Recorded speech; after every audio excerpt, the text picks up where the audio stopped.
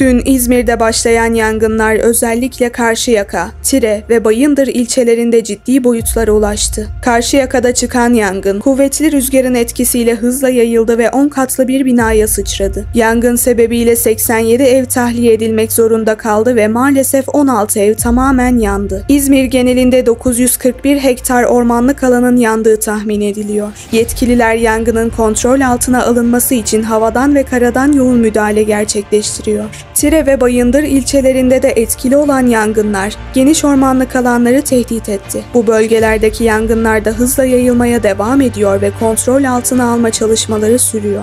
Cumhurbaşkanı Recep Tayyip Erdoğan, yangınlarla ilgili yaptığı açıklamada devletin tüm imkanlarının seferber edildiğini, yangınla mücadele eden ekiplerin sayısının artırıldığını ve vatandaşların mağdur olmaması için gerekli tüm tedbirlerin alındığını vurguladı. Erdoğan, her türlü tedbir alınmış durumda. Yangın söndürme uçaklarımız ve helikopterlerimiz sürekli devrede. Yangınları en kısa sürede kontrol altına alacağız ifadelerini kullandı. Muğla'nın Milas ilçesinde çıkan orman yangınları ise 2 köyün tahliye edilmesine neden oldu. Milas'ın yanı sıra Muğla genelinde 5 farklı yangın daha meydana geldi. Yangınlar rüzgarın etkisiyle hızla yayılırken bölgedeki zeytinlikler ve yerleşim alanları büyük bir risk altında. Ekipler yangını kontrol altına almak için yoğun bir mücadele veriyor ancak şu ana kadar yangınlar tamamen söndürülemedi. İçişleri Bakanı Ali Yerlikaya, Muğla'daki yangınlarla ilgili yaptığı açıklamada tahliye edilen vatandaşların güvenli yerlere yerleştirildiğini, yangınla mücadele eden ekiplerin sayısının artırıldığını ve bölgeye takviye kuvvetlerin gönderildiğini açıkladı. Yerlikaya, yangınların bir an önce söndürülmesi için her türlü çabanın gösterildiğini vurguladı.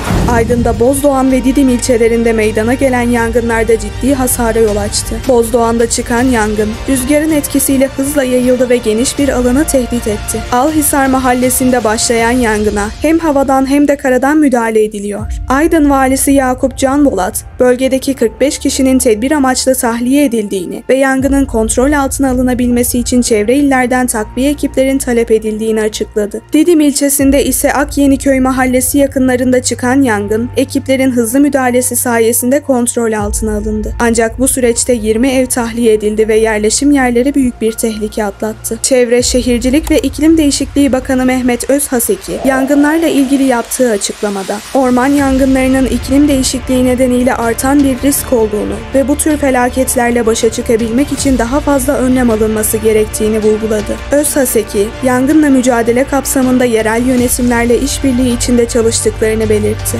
Manisa'da ise Gördes ve Salihli ilçelerinde orman yangınları meydana geldi. Salihli'de bazı mahalleler tamamen yandı ve yüzlerce hektar alan tahrip oldu. Manisa genelinde 1498 hektar alanın yangından etkilendiği belirtiliyor. Salihli'deki yangınlar nedeniyle birçok yerleşim yeri boşaltıldı. Tarım ve Orman Bakanı İbrahim Yumaklı, yangınların kontrol altına alınması için gece boyunca çalışmaların devam ettiğini ve ekiplerin yangını söndürmek için yoğun bir çaba sarf ettiğini söyledi. Bolu'da çıkan yangınlar 2580 hektar ormanlık alanın yanmasına neden oldu. NASA'nın uydu görüntülerine de yansıyan bu yangınlar geniş bir alanı tehdit etti ve yetkililer yangını kontrol altına almak için yoğun bir çaba sarf ediyor.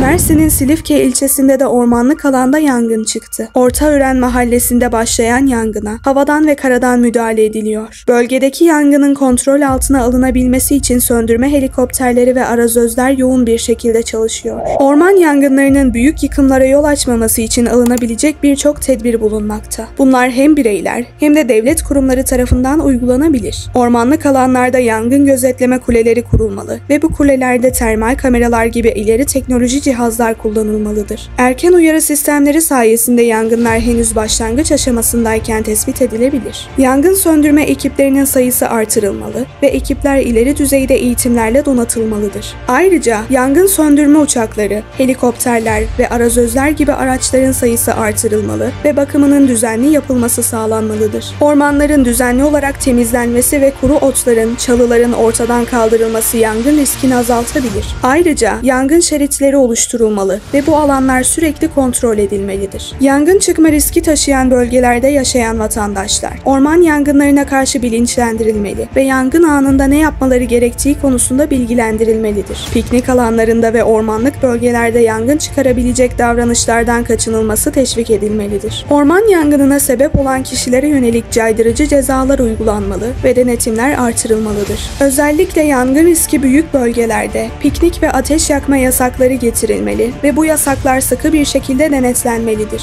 İklim değişikliği orman yangınlarının sayısını ve şiddetini artırmaktadır. Bu nedenle iklim değişikliğiyle mücadele kapsamında sera gazı emisyonlarının azaltılması, yenilenebilir enerji kaynaklarının kullanımının teşvik edilmesi gibi uzun vadeli stratejiler uygulanmalıdır. Türkiye'nin birçok ilinde süren bu yangınlar, çevresel felaketlerin ne kadar yıkıcı olabileceğini bir kez daha gözler önüne serdi. Rüzgarın ve yüksek sıcaklıkların etkisiyle hızla yayılan yangınlar, geniş ormanlık alanların yanı sıra yerleşim yerlerine de tehdit ediyor.